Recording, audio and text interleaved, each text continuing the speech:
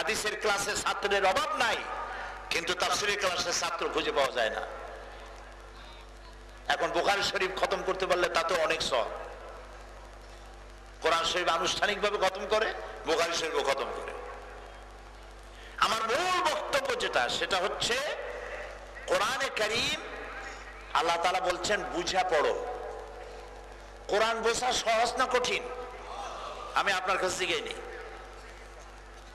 চলেন আল্লাহকেই জিজ্ঞেস করি। কারে জিজ্ঞেস করবো? সাহেবে কোরআনকে জিজ্ঞেস করবো। যিনি কোরআন পাঠাইছেন তাকে জিজ্ঞেস করতে হবে, তোমার কোরআন বোঝা কঠিন না সহজ? আল্লাহ রাব্বুল আলামিন যিনি কোরআন নাজিল করেছেন, তিনি সূরা কামারের ভিতরে 4 বার নিজেই সওয়ালে মুকাদ্দারের জবাব দিয়েছেন। কেউ জিজ্ঞেস করার আগেই আল্লাহ জবাব দিয়ে রেখেছেন, ওয়ালাকাদ ইয়াসসারনাল কুরআনা লিযিকর ফাহাল মিন মুদ্দাকির। 4 জায়গায় বলছেন। কয় জায়গায়? কোন সূরা? সূরা কামার। ওয়ালাকাদ ইয়াসসারনাল কুরআনা লিযিকর, ওয়ালাকাদ, এবং অবশ্যই আমি কোরআনকে বোঝার জন্য সহজ করে দিয়েছি। এরকম আস্তে সুবহানাল্লাহ বললে হবে না। আল্লাহ বলতেছেন আমি সহজ করছি, আর কপাল পোড়া কেবলমাত্র সেই বলতে পারে কোরআন বোঝা মৌলবীদের কাজ, মাওলানার কাজ, আমার কাজ না। কপাল পোড়া। আপনি বুঝতে চেষ্টা করেন নাই, সেই জন্য আপনার কপাল পুড়ছে। এই কোরআন মরুভূমির রাখালদেরকে বিচারপতি বানাইছে। সুবহানাল্লাহ কইতে ইচ্ছা করে না? মরুভূমির রাখাল, মরুভূমিতে উট চড়ায়, এই রাখাল গুরারে ধরে ধরে বাদশা বানাইছে, সেনাপতি বানাইছে, বিজয়ী সেনাপতি খালিদ বিন ওলীদ বানাইছে, ওমর ইবনুল খাত্তাব বানিয়েছে, ওমর বানিয়েছে। গোটা পৃথিবীর অর্ধেকটা পৃথিবী ওমরের পায়ের তলায় এসেছিল এই কোরআনের কারণে। কোরআন তেলাওয়াত করেছেন, বুঝেছেন। আমাদের কপাল পোড়া, খালি তেলাওয়াত করি, বুঝি না, জ্বলে। এটার নাম কোরআন। এটার নাম কি? আচ্ছা, কোরআন শব্দের অর্থ কি? যা বারবার পড়তে হয়, পঠিতব্য, অবশ্য পাঠনীয়, যা বারবার পড়তে হয়, কোরআন। সার্থক নাম। কোরআনের চাইতে বেশি পড়া হয়েছে এমন একটা বইয়ের নাম বলতে পারবেন? দুনিয়ায়, সারা দুনিয়ায় কোরআনের চাইতে বেশি পড়া হয়েছে? পৃথিবীতে এমন একটা মিনিট নাই, খুব কান খাড়া করে শোনেন, পৃথিবীতে এমন একটি মিনিট নাই যখন কোথাও না কোথাও কোরআন তেলাওয়াত করা না হচ্ছে। আপনি চিন্তা করতে পারেন যে আমার এখানে যখন রাত 1টা, তখন তো আমরা পাবনায় ঘুমাই, নাকের আওয়াজের চোটে ট্রাকের ইঞ্জিন ফেল, এই সময় কেটে তেলাওয়াত করে। আপনার এখানে যখন রাতের 1টা, তখন নিউ ইয়র্কে দিনের 1টা, ওরা তখন জোহরের নামাজ পড়তেছে। আপনার যখন ফজর, আর এক দেশের আসর। আপনার যখন ঈশা, আর একজনের জোহর। সারা পৃথিবীতে সময়ের এই যে গ্লোবাল টাইমের যে পরিবর্তন, এই পরিবর্তনের কারণে পৃথিবীতে এমন একটা মুহূর্ত নাই যখন কোরআন তেলাওয়াত করা না হচ্ছে। এই জন্য কোরআনের চাইতে বেশি তেলাওয়াত করা হয়েছে, বেশি পড়া হয়েছে এমন কোন বই পৃথিবীতে নাই। 1। 2 নম্বরে, এই কোরআনের আরেক নাম হলো কিতাব। এই কোরআনের আরেক নাম কিতাব। কিতাব মানে কি? কিতাব হলো যা লেখে, কিতাবাত করা, লেখা। কোরআনের চাইতে বেশি লেখা হয়েছে, প্রিন্টিং হয়েছে, এরকম কোন কিতাবের নাম জানা আছে আপনার? কোন বইয়ের নাম বলেন যে পৃথিবীতে সব থেকে বেশি ছাপা হয়েছে অমুক বই, অমুকের লেখা অমুক বইটা পৃথিবীতে সব থেকে ছাপা হয়েছে বেশি? আছে? নাই। কোরআন সব থেকে বেশি পড়া হয়, সব থেকে বেশি ছাপা হয় কোরআন শরীফ। বাদশাহ ফাহাদ আমাকে দাওয়াত দিয়েছিলেন 90-এর দশকে, একবার 80-এর দশকে, আর একবার 90-এর দশকে রাজকীয় মেহমান করে দাওয়াত দিয়েছিলেন। 90-এর দশকে যখন দাওয়াত দিলেন বাদশাহ ফাহাদ, আল্লাহ তাকে জান্নাত নসিব করুক, বলি আমিন, তিনি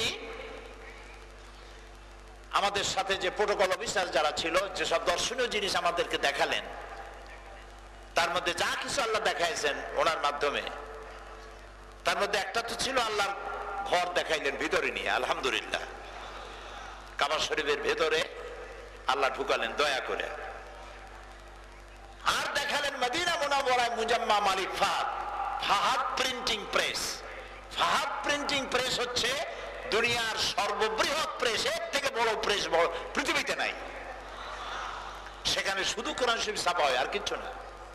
প্রতি ঘন্টায় এরকম 900 জেল কোরআন বেরিয়ে আসে ছাপা হইয়া, 900 কপি। সাদা কাগজ ঢুকতেছে মেশিনের মধ্যে, প্রিন্টিং হচ্ছে, কাটিং হচ্ছে, বাইন্ডিং হচ্ছে, প্লেনে উঠে চলে যাচ্ছে। 30টা ভাষায় তরজমা হয়ে তাফসীর হয়ে সারা পৃথিবী ছড়িয়ে যাচ্ছে। আর ফ্রি অফ কস্ট, বিনামূল্যে সারা পৃথিবীতে ছড়িয়ে যাচ্ছে ফাহাদ প্রিন্টিং এর কোরআন শরীফ। সুবহানাল্লাহ।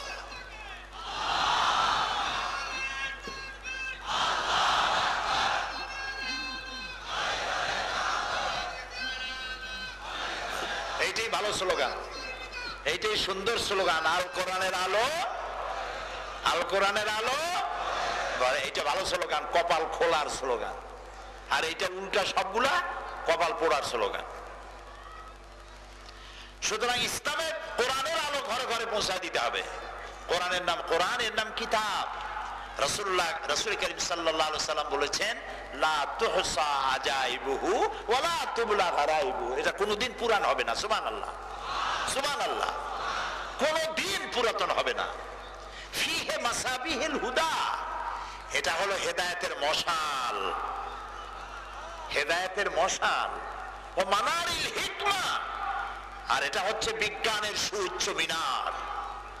বিজ্ঞানীরা যতই আবিষ্কার করুক, চিরকাল কোরআনের কাছে ভিক্ষুকের মতো 2 হাত দারাজ করে দাঁড়ায় থাকা লাগবে কোরআনের সামনে। চূড়ান্ত ফয়সালা দেবে কোরআন। বিজ্ঞানীরা আজকে বলছেন, ভ্রূণ তত্ত্ববিদরা, ভ্রূণ তত্ত্ববিদ, মায়ের পেটে যে বাচ্চা হয়, এই ভ্রূণ সম্পর্কে তারা বলছে যে ভ্রূণটা 3টা পর্দার আড়ালে থাকে। অথচ 1400 বছর আগে, কি বিস্ময়কর ব্যাপার, আল্লাহ তাআলা কোরআনের মধ্যে বলে রেখেছেন, ফি যুলুমাতিন সালাস, 3টি অন্ধকার পর্দার আড়ালে ভ্রূণ থাকে। কোথায় যাবেন? বিজ্ঞানীরা ওই যে যারা কোরআন জানে না, কুয়ার ব্যাং, কুয়ার ব্যাং, সে তো সমুদ্র সম্পর্কে তার তো কোনো জ্ঞান নেই। সমুদ্রের কোনো জ্ঞান আছে কুয়ার? কি বলে কুয়ার ব্যাঙের? এই কুয়ার ব্যাং হলো নাস্তিক গুলা, নাস্তিকগুলি যারা আল্লাহকে অস্বীকার করে। তারা বলে আনসান is nothing, there is no God. যা দেখি না তা কিছুই না, বিশ্বাস করি না। আর প্রভু বলতে, রব বলতে কেউ নাই, আল্লাহ বলতে কেউ নাই, স্রষ্টা বলতে কেউ নেই। কত বোতল খাইলে যে নাস্তিক হয় আল্লাহ, আল্লাহ নাই, কি আশ্চর্য কথা। এদের বুদ্ধি এত বেশি, বুদ্ধি ঠেলায় অস্থির হয়ে গেছে। এরকম বুদ্ধি যখন বেশি হয়ে যায় তখন অহংকার আসে।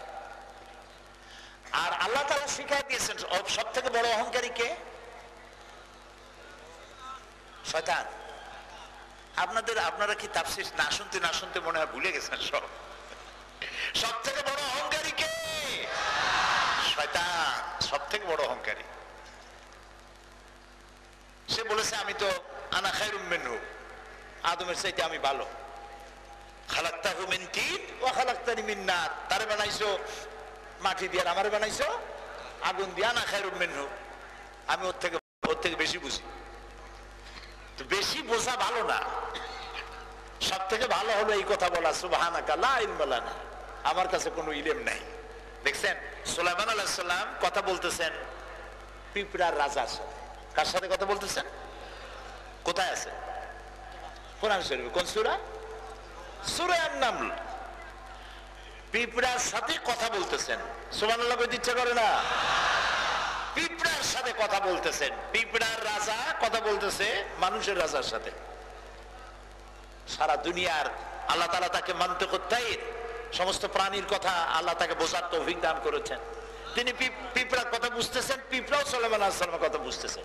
এখন তো একটা অহংকার এসে যে আমি পিঁপড়ার কথাও বুঝি, কিন্তু তিনি তো নবী। তিনি কি দেখেন বিনয় কারে বলে, পিঁপড়ার সাথে কথা বলতে গিয়ে তিনি বলে ফেললেন, রব্বি আউজি'নি আন আশকুরা নি'মাতাকাল্লাতী আন'আমতা আলাইয়া ওয়া আলা ওয়ালিদাইয়া ওয়া আন আ'মালা সালিহান তারদাহু ওয়া আদখিলনি বিরহমাতিকা ফি ইবাদিকাস সালিহিন।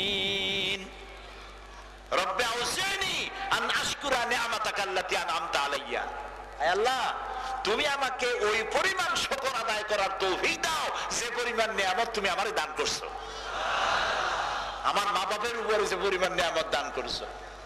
ওয়া আন আমালা সালিহান তারদাহু, আর ওই রকম নেক আমল করার তৌফিক তুমি আমারে দাও যে নেক আমল করলে পরে তুমি খুশি হও। সুবহানাল্লাহ।